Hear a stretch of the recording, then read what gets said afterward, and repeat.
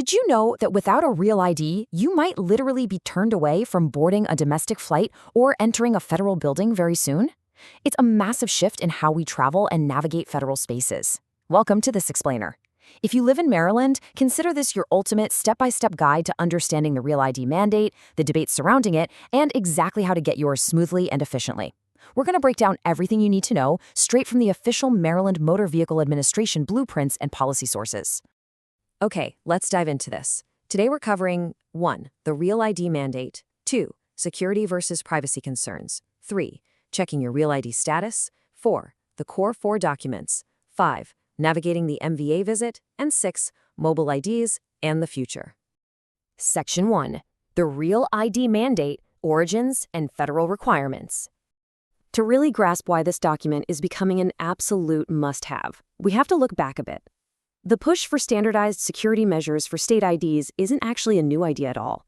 It originated back in 2004 as a direct recommendation from the 9/11 Commission. Then, the very next year, the Federal Real ID Act of 2005 was officially enacted. So, what was the ultimate goal? Basically, to establish uniform security, verification, and production thresholds across all 50 states. Fast forward through a long, phased rollout, and we're now staring down a hard, card-based enforcement deadline set by the TSA for May 7, 2025. By that exact date, federal agencies are strictly prohibited from accepting non-compliant state credentials for official purposes.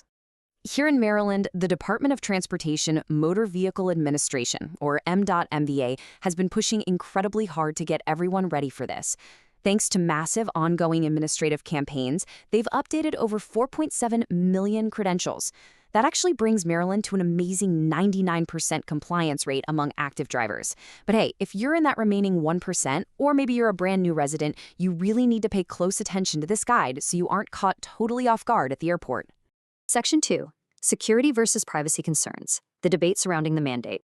Now, while the federal government views this as a crucial security upgrade, the Real ID Act has definitely faced some intense pushback since its inception. To understand the criticism, let's look back to 2008 when the state was first grappling with rolling this out.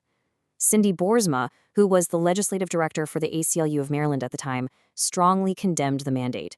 She stated, "By delaying the deadline for implementation, the final regulations are a de facto admission that the law is unworkable and dangerously flawed.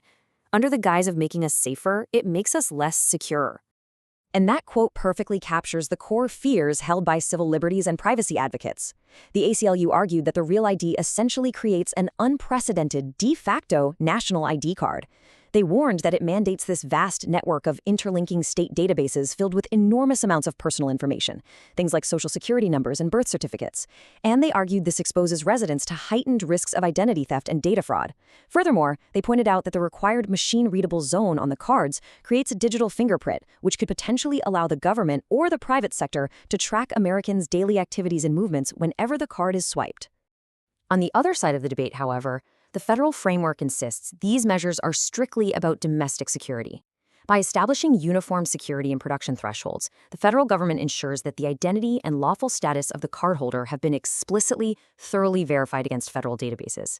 And this is exactly why a compliant card is required for high-security actions, like boarding commercially regulated domestic flights, entering nuclear power plants, and accessing secure federal facilities or military bases.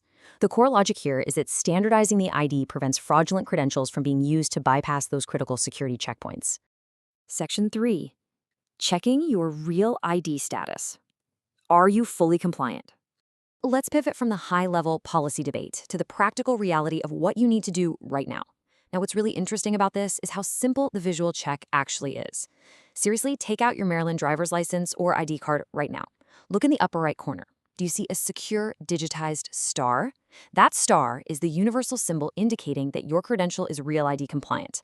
It proves your identity and your lawful status have been officially verified. But here is a huge common pitfall that trips people up all the time. You might have a completely active, unexpired standard Maryland license that works perfectly fine for local driving and state transactions. However, if you haven't physically presented your foundational documents to the MVA, you remain non-compliant for federal purposes.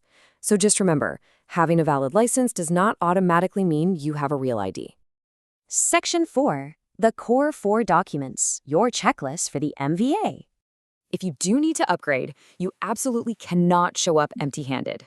Maryland requires what we like to call the core four foundational documents. Let's walk through this carefully because missing just one of these is a guaranteed way to ruin your afternoon. First up, you need one document proving identity, age, and lawful presence. This can be a valid unexpired U.S. passport or a certified U.S. birth certificate showing your full legal name and date of birth. Second, you need proof of your Social Security number. An original Social Security card works, or a W-2, or a pay stub that's less than 3 months old with your full 9-digit number on it. Finally, you need two distinct documents proving Maryland physical residency. These could be utility bills, financial statements, or vehicle registration. But here is the trick. Both residency documents must show your name and physical address matching your identity document, and they must originate from two separate, distinct organizations. You can't just bring two different bills from the exact same electric company. And I cannot stress this next point enough. The administrative rules are completely uncompromising here. Photocopies, digital renderings on your phone, scans, and even laminated documents are legally inadmissible. You must bring the original, unaltered physical documents. If you show up with a photocopy of your birth certificate, you will absolutely be turned away. Section 5. Navigating the MVA visit. Step-by-step application process. So the crucial point is, now that you have your original documents collected, how do you actually get this done without spending your whole day sitting in a waiting room? Just follow these 3 simple steps. First, log into the MyMBA online lookup tool to get a precise diagnostic on your current status. Second, carefully collect those original Core 4 documents we just talked about. And third, please don't just walk into an MVA branch. Schedule an appointment online. Doing this allows you to bypass the walk-in seating areas, move smoothly through the building's security checks, and get your conditional approval efficiently at your designated time. Oh, and here is a fantastic tip that might save you some time rummaging through your filing cabinet. Under the Real ID Modernization Act, if your Social Security number has already been verified electronically with the Social Security Administration in your existing MVA file, the physical presentation of your SSN card might actually be waived. When you use that MyMVA online lookup tool, it'll tell you exactly which documents you still owe them, taking the guesswork completely out of it.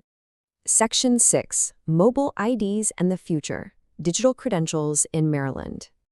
While the Real ID mandate is heavily focused on secure physical cards, Maryland is also looking ahead. Once you're approved at the MVA, your physical Real ID will be mailed directly to your home address. But once you have it, the Maryland Mobile ID is now available to you. It integrates directly with Apple Wallet and Google Wallet on your smartphone. Now, while you absolutely still need to carry your physical Real ID card, especially for federal purposes and flights, this digital expansion represents the next phase of identity verification technology, offering a highly secure, convenient backup right there on your device. Just a quick professional disclaimer before we wrap up. Policies and exact implementation details can shift, so always verify current requirements directly with the Maryland MVA website to ensure you have the most up-to-date information. We've covered the history, the privacy debates, the strict document rules, and the exact steps to navigate the MVA. So I'll leave you with this actionable question.